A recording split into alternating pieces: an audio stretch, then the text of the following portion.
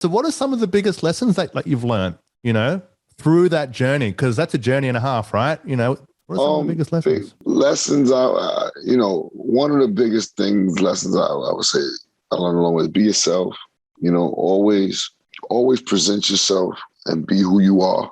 That way you sleep well at night, It's hard sometimes though, right? Because everyone thinks that they should be something else. Oftentimes, in the beginning. Actually, it isn't. Actually, it isn't. It's really, really simple, Be who you are and be accepting of others, but also be thoughtful of the fact that people don't always have to accept you. And that's very key because, it's hard for people to accept or let somebody into their world, and open up to them in the same way. It's a relationship that has to grow. And so, these are the things that I try to work on as I become a better businessman or a better entrepreneur. Like I said, the learning curve on all of this shit is the biggest thing. It's the elephant in the room. How much do you know about what you do? How do you approach that, right? Because obviously that's huge, right? Like it's like, hey, look, I'm going to go make an app. I've never done an app before, Like how do you approach that? Like, all right, cool, I'm going to have to go into this now. But what's your process? Well, how do you go about it? I have like a real loose approach on this. I have a vision of what I see and what I want. And sometimes they're very big and vast. And, a lot of times my team has to say, Ja, we don't either have the money to do that or that's probably literally fucking impossible to do. But I like those answers because it lets me know that I'm thinking of things that people haven't thought of. So in my eyes, everything can be done. It just takes time, effort, and some money, of course. But that's what keeps me inspired to do this in this space. The fact that I can create something that's never been done before, kind of like my music. I can create something from here and it becomes this, and people see the same vision that I seen when I created this. They understood it in the same way that I understood it when I created it. They knew that they needed this the same way that I knew I needed this. And that to me, that's innovation. That drives me, that inspires me, whether it's through making a new record that people fucking sing to the top of their lungs or, creating a new app that people want to use to help, monetize their content. So you're a visionary leader, right? You've got the vision, the direction, and then you leverage your team of people who can kind of bring my vision to life through, and just kind of that's the path that you go. How do you because this is the hard one and this takes years. This took me years anyway, but how do you choose who you have around you?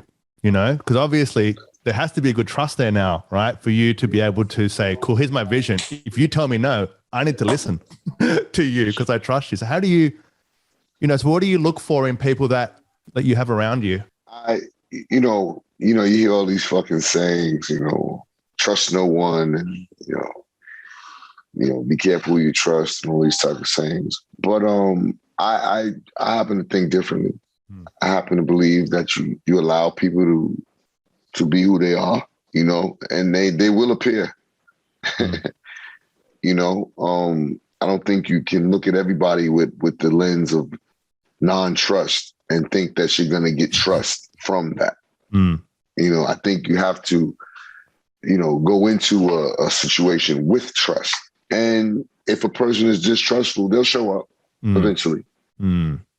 So I allow people to be who they are because, like I said, they will arrive eventually. Who they really are will arrive, Yeah, that's the same. Like I found kind of something similar, right? Like I've been burnt so many times, but I still have a heart that trusts and I still think the best of people and I give them a chance. But I've gotten better at seeing the little things that are the little alarms. You got to have a little spidey sense with it, and try to, sort through the bad apples, but it's tough. It's tough living like that. It's tough living with the thought of everybody's trying to fucking do me wrong. Everybody's trying to, it's really, I've lived both sides of that. I've lived with that mentality that everyone is after me. Everyone, you got to be careful. You got to be guarded because everyone wants something from you. I've lived with that, and it's not fun. It's draining to me mentally because I'm always thinking this person, or I don't want to do that. And so I had to start looking at it on the other side of it and say, listen, allow these people to become who they are. If they're distrustworthy, if they're not trustworthy people, it'll come to light. It'll come to fruition. And I think I have a good enough now at my 45 years of age. I think I have a better gauge of people, and from the beginning, I can gauge people a little bit better, I believe. And so I believe that the people that I bring around me are trustworthy people, are good people, because I've made this, assumption, this analysis by, dealing with them or whatever. And now I feel like, so I feel like I have a little bit of a good sixth sense and a little bit of a feel of, who are good people and who are bad people. I try to stay away from the bad people and keep good people around me. And that when I say good people and bad people, I don't know what the fuck you do in your spare time. I'm talking about energy. Yes.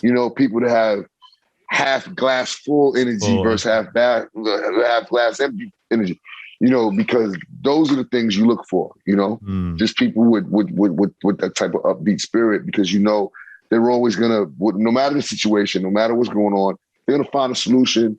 They're not going to, dangle on the problem, but they're going to find a solution or help find a solution. And that's what you want. You want positive people, positive minds, positive thinking. Yeah, that's a fantastic point. And I love that thinking. But you got to keep a couple of negatives around too. You know what I'm saying? What do you mean by that? What do you mean by that? Not just yes people? You got to keep a bunch of people that see the glass half empty. Oh yeah. Because because they help make sure that the glass is always full. Because they help to how do they help to make sure? That the glass is always full. But how? Because they're always thinking of the downsides, and then because they're always them? thinking of the downside. So if I'm thinking of the upside, and I have a few people thinking of the downside, we can't fail, or we shouldn't fail. The glass should run off. It should run over, run off over. Yeah, exactly right.